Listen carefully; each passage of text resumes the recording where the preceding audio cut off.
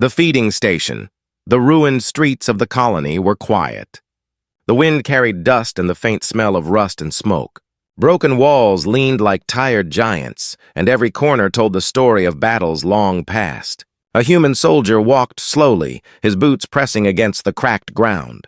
He carried his rifle strapped to his side, but in his hand he held something far more precious, a tin of leftover food. This was his habit. When others went back to camp, he stayed behind. He never told anyone why. Every evening he walked to a place at the edge of the settlement, where a wall still stood with faded letters painted in red. The words read, "Feeding Station." Long ago, before the war, maybe this was a place for kindness, where people fed strays and hungry animals. Now it was just another broken corner in a broken world. The soldier bent down, his armor creaking as he placed the food on the ground. He always did this, leaving scraps for the starving dogs and wild creatures that prowled the ruins. It was a small act, but it made him feel alive. It reminded him that kindness still had a place in the universe, even after so much cruelty. Tonight he expected the same. The scratching of paws, the growls of hungry beasts, the sound of bones snapping as they fought for food. But tonight was different. From the shadows, 3 figures stepped forward. The soldier's eyes widened. They were not animals. They were children. Alien children. Their skin was pale blue, glowing faintly under the dying light of the sun. Their hair was long, white like snow, and it clung to their thin faces. Their clothes were nothing more than torn rags, stained with dirt. They looked no older than 6 or 7, yet their eyes were too big, too haunted, as if they had already seen a lifetime of suffering. The soldier froze. He had seen many things in his service, but not this. He expected stray dogs. He got 3 alien girls. They stared at him, their little bodies tense. Their hands shook as they looked at the food on the ground. For a long moment, none of them moved. Then, as if a silent decision was made between them, the middle child dropped to her knees and grabbed a piece of bread. She stuffed it into her mouth so fast she almost choked. The other 2 followed, tearing at the scraps with desperation. The soldier felt something twist inside him. Hunger was written on their faces. Real hunger, the kind that comes from many days without food.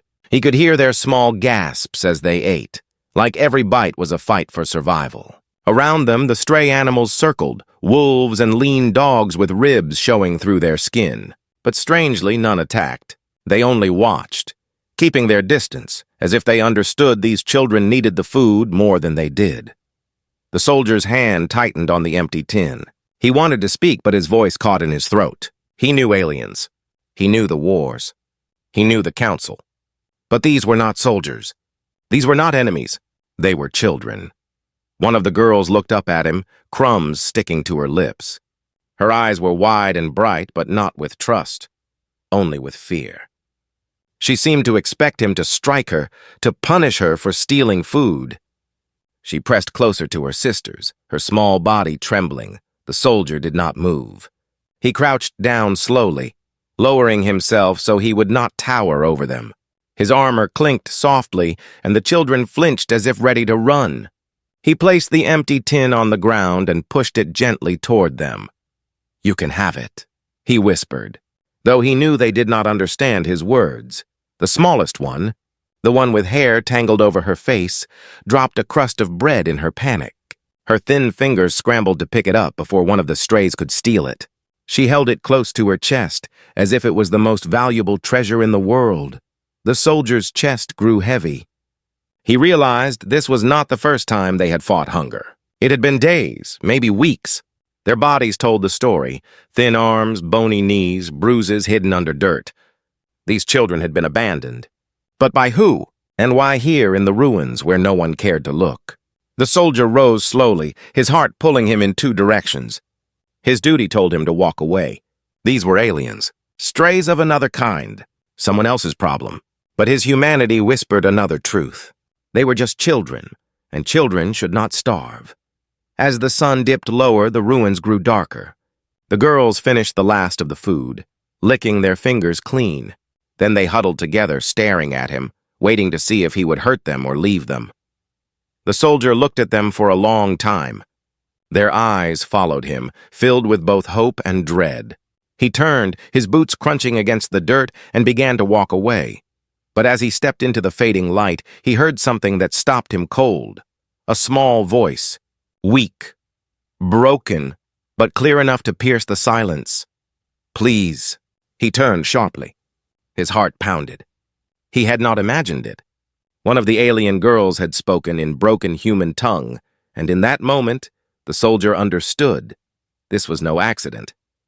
They were not just strays. They were survivors, and someone, somewhere, wanted them gone. The feeding station had given him more than a routine. It had given him a choice, eyes of hunger. The soldier did not sleep that night. He lay on his bunk, staring at the ceiling of the camp barracks, but his mind was far away. The voice of the alien child echoed in his head. That single word, "please," haunted him. He had been through war, seen planets burn, watched comrades fall. None of that stayed with him the way that word did. By dawn, he had already made his decision. His commanders would never know. No one would. When the others gathered for patrol, he quietly slipped away, taking more than scraps this time. In his pack, he carried bread, dried meat, and a bottle of water. He told himself he was only curious, only going back to see if the children were still there. But deep down, he knew why he was really going. The ruins looked different in the early light. Shadows stretched long and sharp across the broken walls. The feeding station was quiet. At first, he thought they were gone, vanished like a dream. But then he saw movement near the old pipe. 3 small shapes curled together, sleeping on the ground, their bodies pressed close to stay warm. The soldier's chest tightened. They looked fragile, as if a strong wind could scatter them like dust. He placed the food on the ground and stepped back. The sound of the bread hitting the dirt stirred them. Slowly, the girls opened their eyes. Their faces brightened with a mix of hope and fear when they saw the food. The middle child rushed forward, her hands grabbing at the loaf. She tore off a piece and handed it to her younger sister before taking a bite herself. The oldest one stayed behind for a moment, watching the soldier with sharp, cautious eyes. Only when he did not move closer did she join her sisters. They ate fast, too fast. It was the way of the starving, every bite a race against the fear that the food would vanish. The soldier could hear their small gasps, their chewing loud in the silence of the ruins. He noticed how thin their arms were, how their knees stuck out through the holes in their clothes. They were only children, yet their bodies told the story of hunger too deep and too long. Around them, the strays circled again. Wolves with sharp ribs, dogs with patchy fur. They growled low, eyes locked on the bread. But once more they kept their distance. It was strange. Animals fought over food, but not today. They seemed to guard the children rather than threaten them. One lean wolf stepped closer, then stopped, ears pinned back, as if something unseen held it in place. The soldier felt a chill. He had seen war, but this was different. The animal's behavior made no sense. It was as if the children carried a power he could not understand. When the smallest one dropped a piece of bread, she scrambled to grab it, but the wolf stepped forward. The soldier reached for his weapon instinctively, but then froze. The wolf sniffed the bread, then nudged it back toward the girl with its nose before retreating. The child snatched it up and ate it quickly, eyes wide with surprise. The soldier exhaled slowly. This was no ordinary sight. Something was protecting them, or perhaps they themselves were more than they appeared. The oldest girl, her hair tangled and silver under the sun, finally looked at him directly. Her eyes were bright green, deep and unreadable. For a moment their gaze locked. She chewed slowly now, no longer rushing, as if testing him. The soldier felt as if she was not just looking at him, but into him. He broke the stare first, pulling the bottle of water from his pack. He placed it gently on the ground and pushed it toward them. The girls froze. They looked at each other, then at him. Finally, the youngest crawled forward and took it, her small hands struggling to twist the cap. The soldier leaned down and opened it for her. She flinched at his closeness but did not run. She lifted the bottle with both hands and drank greedily, water spilling down her chin. Her sisters waited, patient, until she handed it over. The soldier's throat felt tight. They had learned to share hunger. They had learned to share thirst. They had learned survival, but not trust. When they finished, they huddled again, whispering in a language he could not understand. Their voices were soft, but one word stood out. It was repeated again and again, almost like a chant. He had heard it before in battle, spoken by prisoners of war. It was not a word of power, but a word of fear. He shivered when he remembered its meaning. Hunters. The soldier stood slowly. His instincts told him this was not safe. Not for him. Not for them. Whoever had abandoned these children had not done so by mistake. The marks on the walls near the feeding station caught his eye. Strange symbols carved deep into the stone. They were fresh, not old. Someone had been here, leaving warnings, leaving claims. The girls noticed him looking. They grew silent, their faces pale. The oldest one shook her head, as if telling him not to touch, not to ask. The soldier swallowed hard. His heart told him to protect them. His mind told him to walk away. But when the youngest girl crawled forward and tugged at his boot, looking up at him with wide eyes, he knew walking away was no longer possible. They had no one else. The soldier looked around the ruins, the shadows stretching deeper as the day passed. The animals lingered, restless. Somewhere beyond the broken walls, he felt the weight of unseen eyes. The feeding station was no longer just a place of kindness. It had become a battlefield, silent for now, but waiting. The soldier knew this was only the beginning. Shadows behind them. The soldier tried to return to normal life inside the camp, but nothing felt normal anymore. He joined patrols, cleaned his weapon, ate with the others, but his thoughts always drifted back to the feeding station. Every face he saw reminded him of the children. He kept hearing that single word, spoken in a broken voice. Please. On the second night he returned, he found them waiting. They sat close together, their backs against the cracked wall, as if they had been too afraid to sleep. The oldest one stood when she saw him, her eyes narrowing in suspicion, but when he pulled bread and dried meat from his pack, her stance softened.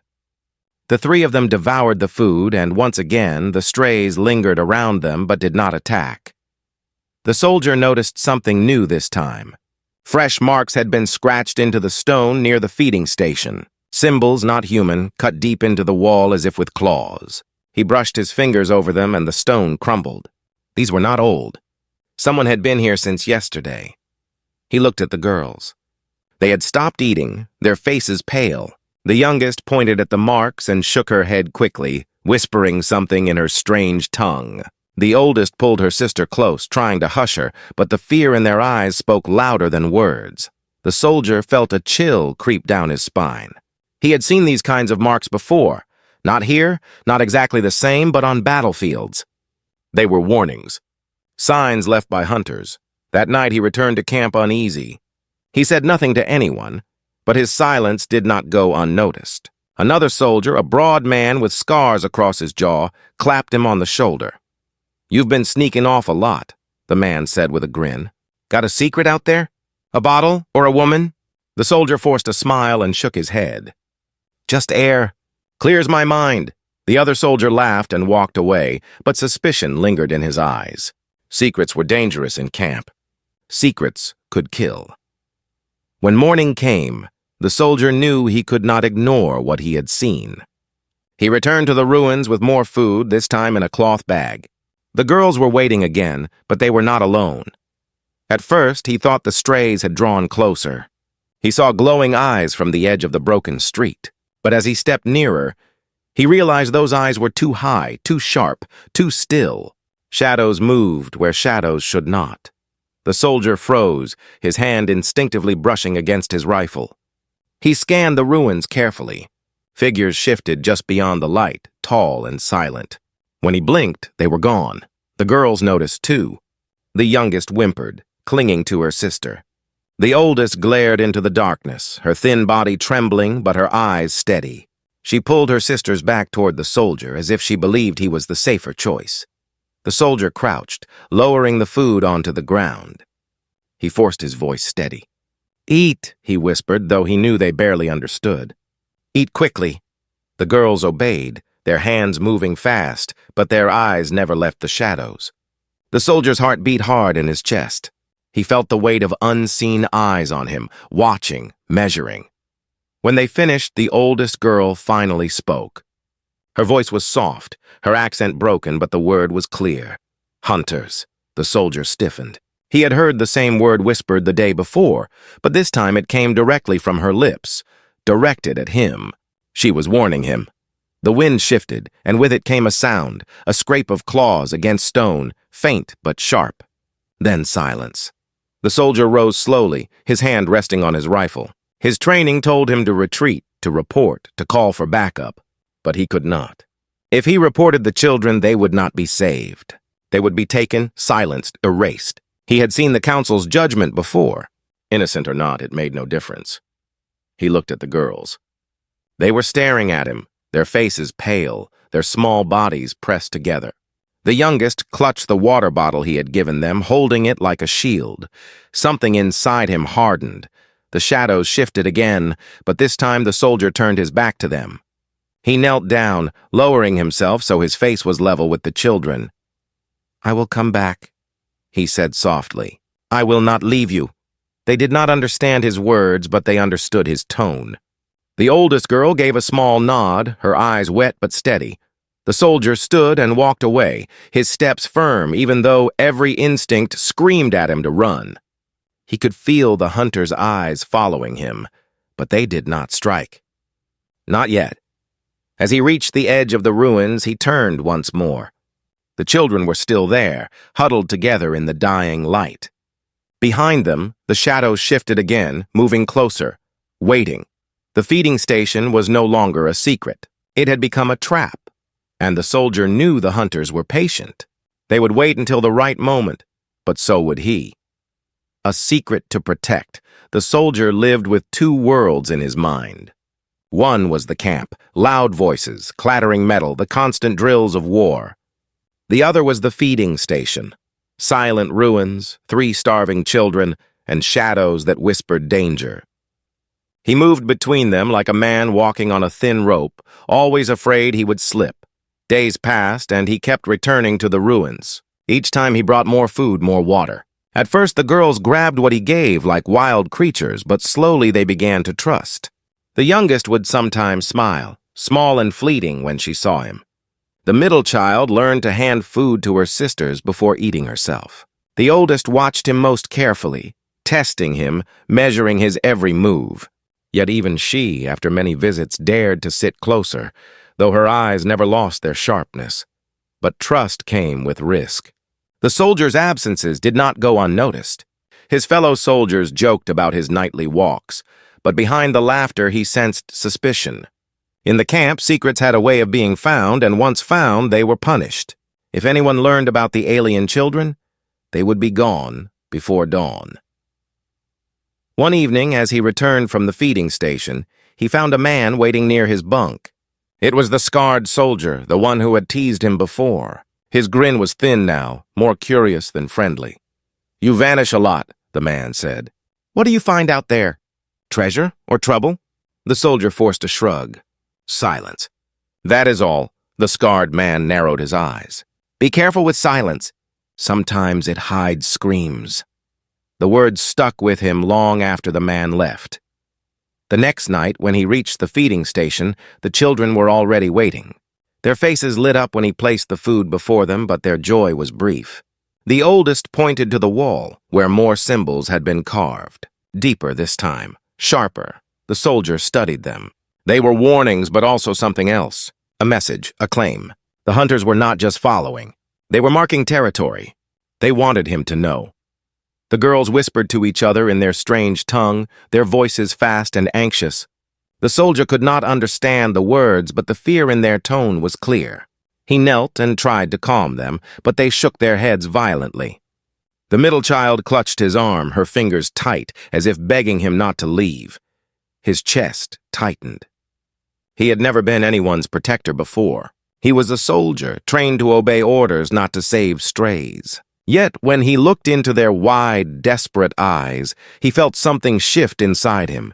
That night, instead of leaving after giving food, he stayed longer. He sat against the wall while the children ate, scanning the shadows. The ruins were silent, but the silence felt wrong, too heavy, too expectant. He knew the hunters were near, watching, waiting. When the girls finished eating, the youngest crawled toward him and touched his armored glove.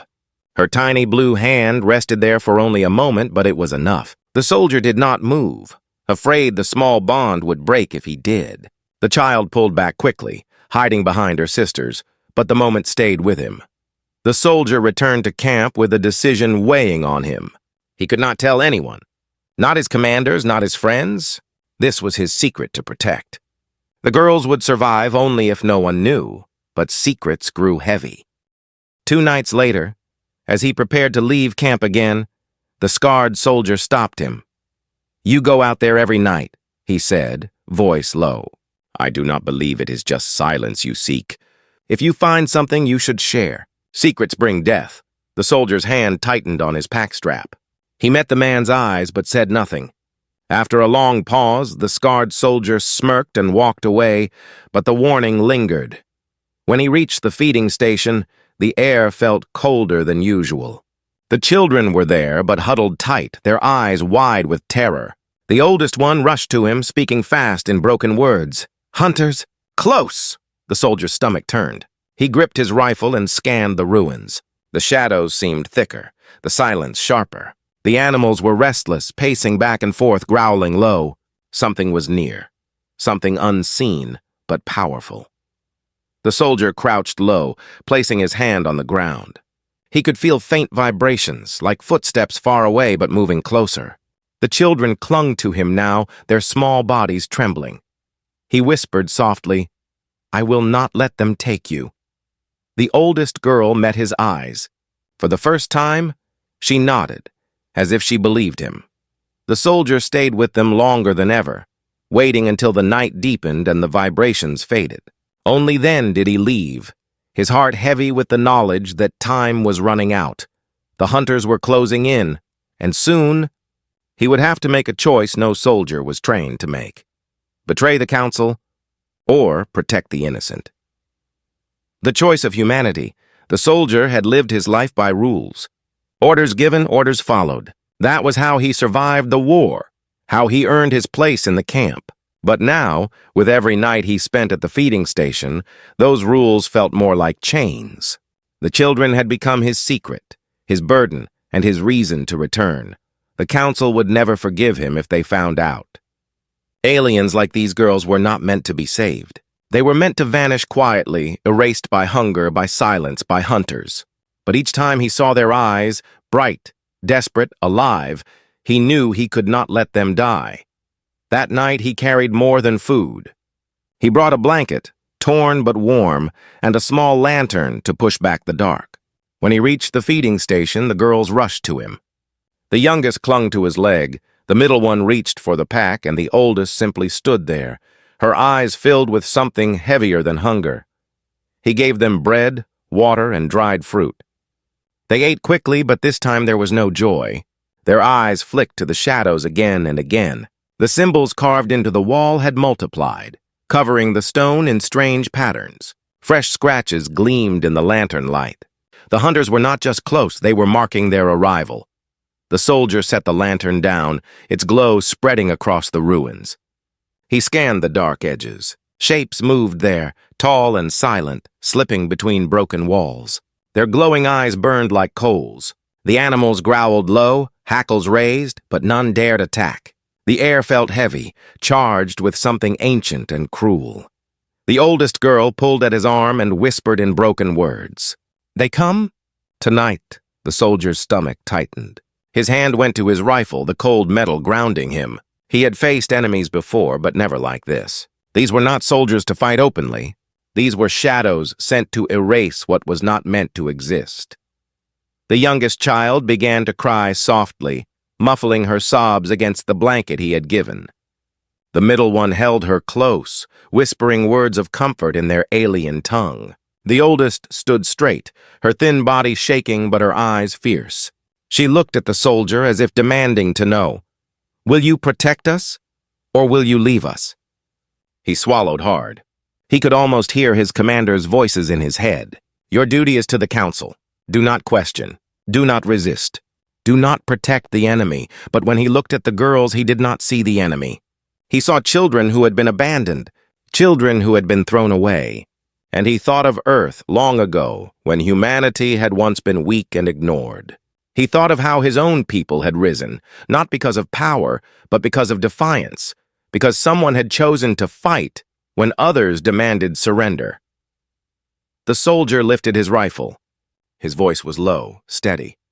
"They will not take you." The oldest girl blinked, and for the first time her eyes softened. She believed him. The shadows stirred, moving closer. A low hiss filled the air like knives scraping stone. Figures emerged at last, tall hunters clad in black armor, their faces hidden, their weapons glowing faint in the night. They moved with precision, silent and certain. One raised a hand, pointing at the children. The soldier stepped forward, placing himself between the hunters and the girls. His lantern cast his shadow tall against the wall, defiant. A voice, mechanical and cold, rang out from the darkness. "Step aside. This does not concern you."